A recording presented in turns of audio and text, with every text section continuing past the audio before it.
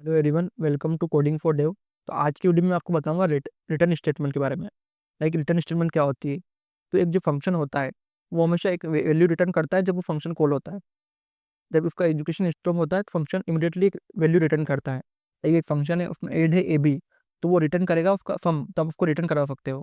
Function है, कुछ भी उसमें रन होगा तो आप कुछ रिटर्न कराना तब रिटर्न करा सकते हो। मतलब जब फंक्शन रन होकर क्या हो शो होगा, तो एक वैल्यू आउटपुट रिटर्न करेगा। ओके, तो हम रिटर्न का यूज़ करते हैं।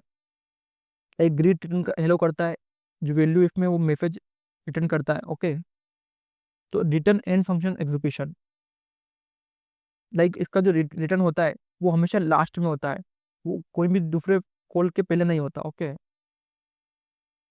और जो इसकी रिटर्निंग एक्सप्रेशन इसमें आप एक्सप्रेशन भी लिख सकते हो। कोई वैल्यू रिटर्न कर रहे हो तो जरूरी नहीं कि आप वेरिएबल रिटर्न करो, आप एक एक्सप्रेशन भी रिटर्न कर सकते हो डायरेक्टली।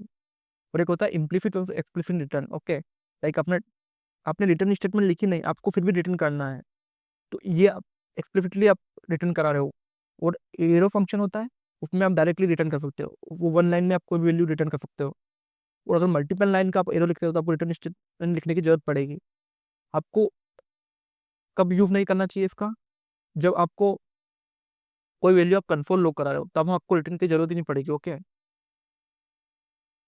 और आप मल्टीपल लाइन वैल्यू को आप रिटर्न कर सकते हो इसमें। जैसे आप गेट यूजर करा अभी, तो आप रिटर्न कर सकते हो पूरे का पूरा ऑब्जेक्ट आप रिटर्न कर सकते हो इसमें। और आप इसमें नेस्टेड लूप से कोई भी वैल्यू है उसको भी आप रिटर्न कर सकते हो अनदर फंक्शन के थ्रू। तो ये था हमारा रिटर्न कीवर्ड, जो कि हम मतलब नॉर्मली जावास्क्रिप्ट में बहुत, और अधिकतर दूसरी लैंग्वेजों में भी हम यूज़ करते हैं। जावास्क्रिप्ट में यूज होता है, ये फंक्शन को एग्जिट करने के लिए हम यूज़ करते हैं इसको, रिटर्न अ वैल्यू। इसका जब एग्जीक्यूशन खत्म होता है तो रिटर्न करता है, रिटर्न रन नहीं करता। ओके, और रिटर्न डिफॉल्ट वैल्यू भी रिटर्न करता है, अनडिफाइंड रिटर्न करता है अगर कोई वैल्यू नहीं आती तो।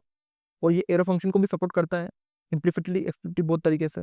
ये कब आता है, कैलकुलेशन के लिए, कंडीशनल के लिए, अर्ली एग्जिट के लिए हम रिटर्न का यूज़ करते हैं।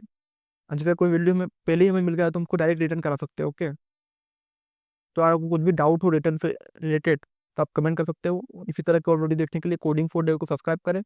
Thank you for watching.